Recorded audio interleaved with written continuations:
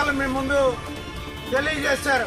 మనం ఈరోజు ఈ ధర్నా కార్యక్రమానికి ఎందుకు వచ్చాము, ఏమిటి, మన యొక్క లక్ష్యం ఏంటి, మన యొక్క కర్తవ్యం ఏంటి అనేటువంటిది మీకు అందరికీ విశదీకరించారు. ఒక 15 రోజుల క్రితం నేను మన ప్రాంతానికి వచ్చాను. ఈ జిల్లాలో 3 రోజుల పాటు గ్రామాల్లో తిరిగాం. ఆ సందర్భంలో మన రైతు సంఘం జిల్లా అధ్యక్షులు ముందుకు రావాయా పాటు ఉంటామేమాయా మర్రి బాబులు గారైనా వాళ్ళ ఊర్లో మీటింగ్ వేసాం. వాళ్ళ ఊర్లోకి వెళ్తే ఏం పెద్దయినా వ్యవసాయం ఎలా ఉంది, మీరందరూ ఎలా ఉన్నారు అని అడిగా.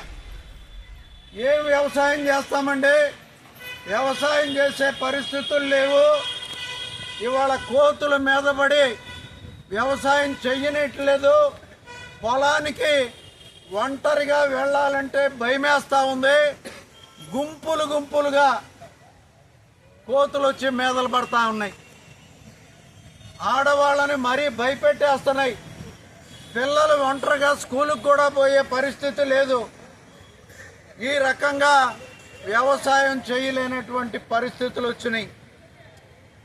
అదేవిధంగా మేము ఏ పంట వేసినా మా ఊర్లో మొత్తం ఎక్కువగా కూరగాయలు పండిస్తాం. ఆ కూరగాయలు పండించే పరిస్థితి లేదు, పంటలన్నీ కూడా కోతులు ధ్వంసం చేసేస్తున్నాయి. కాబట్టి నష్టపోతా ఉన్నాం. మేము కూడా ఇక ఏం చేయాలి, సరుగుడు, యూకలిప్టస్ ఇట్లాంటి పంటలు వేసుకోవాలి, లేకపోతే మామూలు వ్యవసాయం ఆఖరికి వరి కూడా ధాన్యం కూడా పండించేటువంటి పరిస్థితి లేదు అని చెప్తున్నారు. అందుకనే అక్కడే నిర్ణయం తీసుకున్నాం.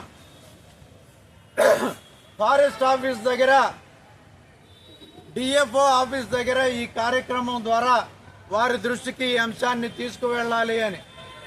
ఈ లోపుగా మన వ్యవసాయ కార్మిక సంఘం నాయకులు చాలా సంవత్సరాలుగా మన ఫారెస్ట్లో ఉండేటువంటి పరిసర మైదాన ప్రాంతాలు, ఫారెస్ట్కి దగ్గరలో ఉండేటువంటి మైదాన ప్రాంతాల్లో పోడు వ్యవసాయం చేసేటువంటి వాళ్ళకి మరి చాలా సంవత్సరాలుగా సాగు చేస్తున్నా వాళ్ళకి పట్టాలు ఇవ్వడం లేదు, సాగు హక్కులు కల్పించడం లేదు అనేటువంటి అంశాన్ని కూడా ముందుకు తీసుకువచ్చారు. అందువల్ల ఈ 2 అంశాలని కలిపి ఇవాళ ఈ సమస్యని ఇటు ప్రభుత్వం దృష్టికి, అంటే ప్రభుత్వ అధికారుల ద్వారా ప్రభుత్వం దృష్టికి, ఫారెస్ట్ అధికారుల దృష్టికి, అట్లాగే ఈ నియోజకవర్గ ఎమ్మెల్యేగా గెలిచినటువంటి ప్రస్తుతం స్పీకర్గా ఉన్నటువంటి అయ్యన్న పాత్ర గారి దృష్టికి కూడా తీసుకువెళ్ళాలి. ఎందుకంటే ఇది చట్టానికి సంబంధించినటువంటి అంశం. ఈ కోతుల్ని తరిమేయాలంటే ఫారెస్ట్లోకి వదిలిపెట్టాలి. అంటే ఈ ఫారెస్ట్ ప్రాంతంలో ఉండేటువంటి అన్ని గ్రామాల్లో ఈ సమస్య ఉంది. ఇక్కడి నుంచి చిత్తూరు జిల్లా దాకా, అంటే చంద్రబాబు నాయుడు గారు గెలిచినటువంటి కుప్పం నియోజకవర్గం దాకా ఈ సమస్య, ఎక్కడైతే గిరిజనులు ఉన్నారో, ఎక్కడైతే ఈ అటవీ భూములు ఉన్నాయో, అటవీ గ్రామాలు ఉన్నాయో, అక్కడ అన్నీ ఈ సమస్య ఉంది. అందువల్ల రాష్ట్ర వ్యాప్తంగా ఈ సమస్యని పరిష్కారం చేయాలంటే అసెంబ్లీలో కూడా చట్టం చేయాలి. ఈ కోతుల్ని ఆపాలంటే మరి అటవీ పందులు లేకపోతే ఇతర జంతువులు వాటిని కూడా ఆపాలంటే చాలా పెద్ద సమస్య. ఇదేదో మనం ఒక్కరోజు ఇక్కడికి వచ్చి ధర్నా చేయంగానే అయిపోయే సమస్య కాదు. ఏది ఏమైనా మనం మొట్టమొదటిసారిగా ఈ కార్యక్రమాన్ని ఇక్కడ ప్రారంభించాం. దీన్ని అటు అయ్యన్న పాత్రుడు గారి దృష్టికి కూడా తీసుకువెళ్ళి పార్లమెంట్, ఇప్పుడు మన అసెంబ్లీలో ఆయనే పెద్ద, చంద్రబాబు నాయుడు గారు ముఖ్యమంత్రి అయినా ఆయన్ని